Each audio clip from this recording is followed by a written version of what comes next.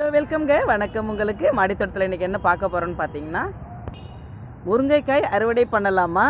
நீங்கள் பிஞ்சியிலேருந்து இப்போக்கு வரைக்கும் நான் உங்களுக்கு காமிச்சிக்கிட்டு இருக்கேன். இன்றைக்கி பார்த்தீங்கன்னா நம்ம அறுவடை பண்ணுற அளவுக்கு அவங்க வளர்ந்துட்டாங்க பாருங்கள்.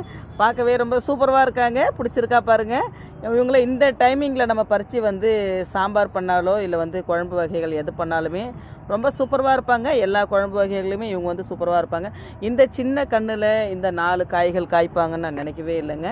இவங்க திட்டமான அளவு வளர்ந்துட்டாங்க. அதனால் நம்ம இவங்களை அறுவடை பண்ணிடலாம் பாருங்கள்.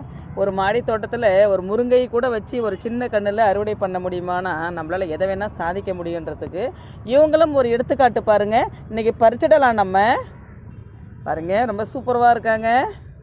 1 by 1 நம்ம பறிச்சிடலாம் பாருங்கள். ரொம்ப எனக்கு ஹாப்பினஸ்ஸாக இருக்குங்க. உண்மையிலே ரியலி எனக்கு ஹாப்பிங்க. எனக்கு மாடி தோட்டத்திலே முருங்கைக்காய் பறிப்பு அப்படின்னு சொல்லி எனக்கு பல நாள் கனவு. அவங்க